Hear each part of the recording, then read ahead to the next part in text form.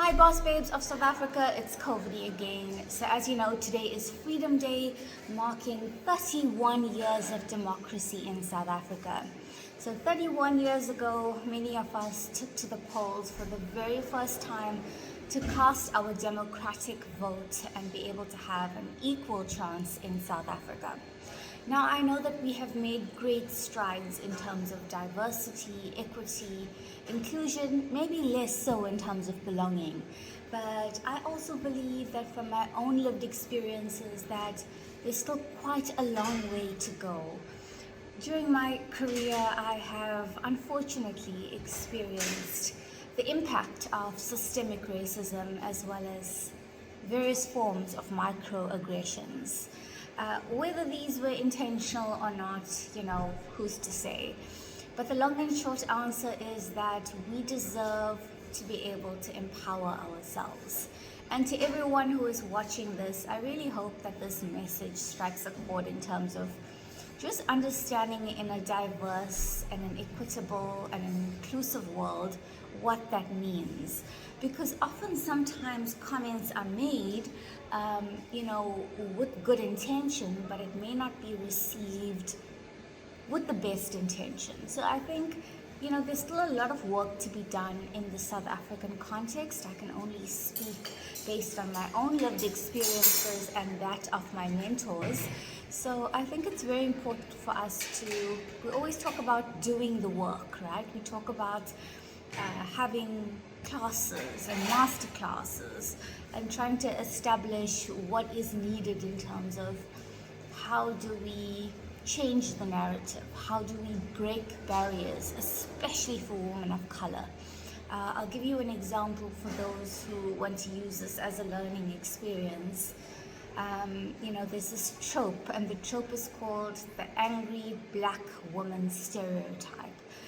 And really what that means in simple language is that when a woman of color speaks up about something, raises an issue, or has a valid complaint, just like anyone else would have a valid complaint, it's often troped as being you're difficult, or you're too much, or you come across as you're too angry.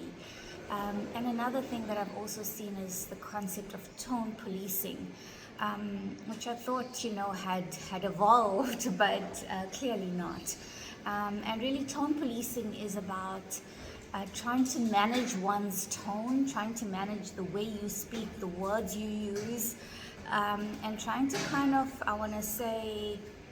diminish what you're saying by focusing on the way that you're saying it. So not really about the actual issue, but more about how you're reacting to something, or the type of words that you're using are coming across like you're angry, or I think it's very easy and it's very quick to stereotype women as being angry, or just you're this problem child.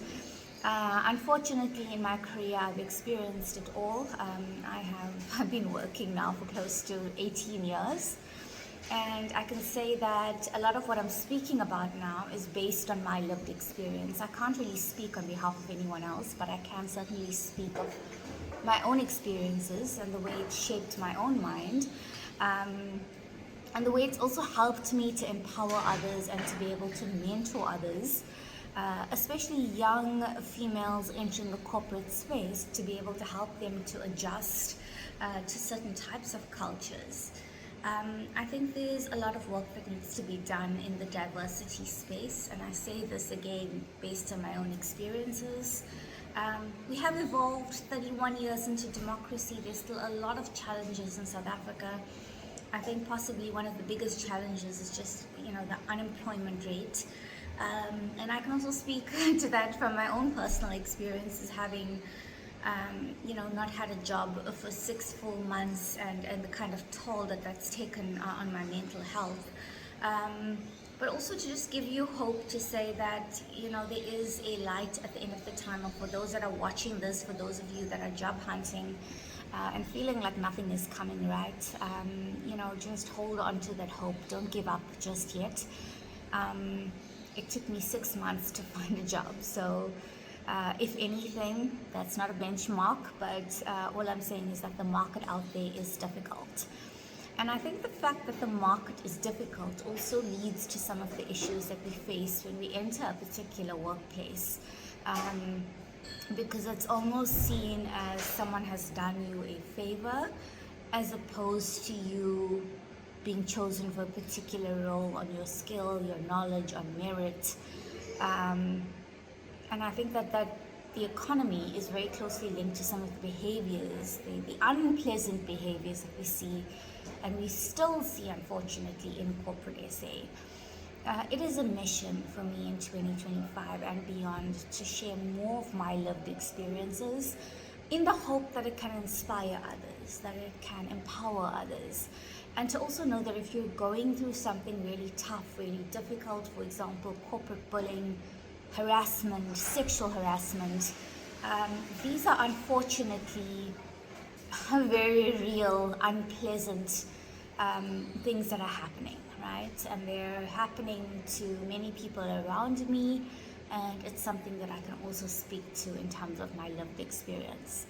And I hope that by sharing these stories, that it helps you to firstly gain perspective and then know that you're not alone. Because I think when you're going through something terrible, you believe that you're isolated, you believe that the world is against you.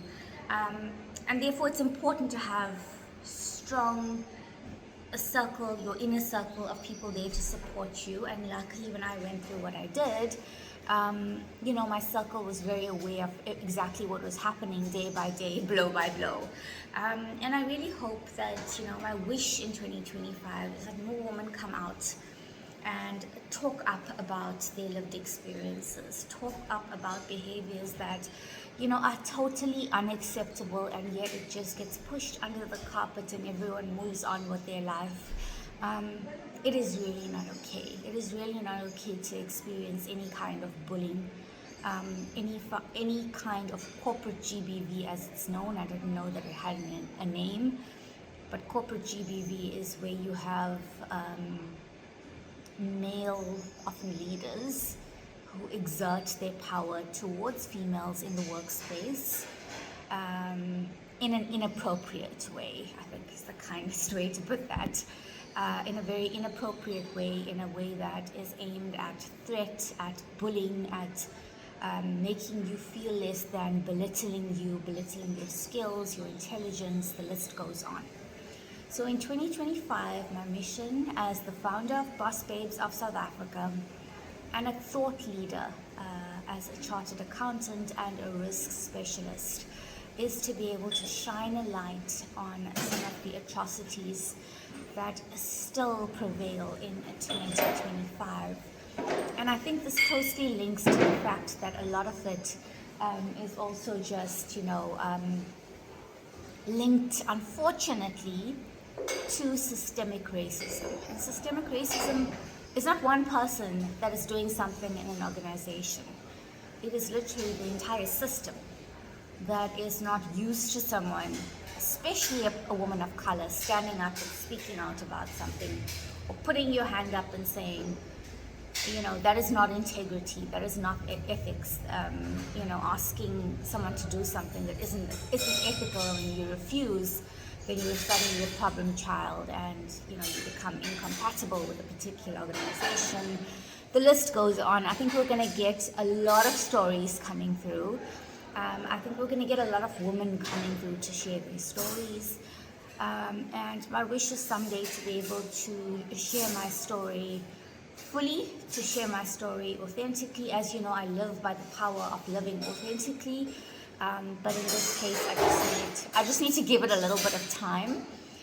But in the meantime, if you're watching this 31 years into democracy, I would love to hear your story. So if you could send us a direct message, just a very short paragraph about what you could have experienced in terms of microaggressions, in terms of harassment, in terms of bullying, sexual harassment, which is shocking, to say the least, especially in corporate SA. And just, these forms of intimidation and threat with the intent to do harm. I think that's a very important disclaimer there, that these things are not just done randomly, they're done repetitively, and they're done with the intention to cause harm. I will leave it right there, and I look forward to your direct messages, and let's see what we can do as a platform together. Cheers for now. My name is Kovani Mudli, and I'm the founder of Boss Babes of South Africa.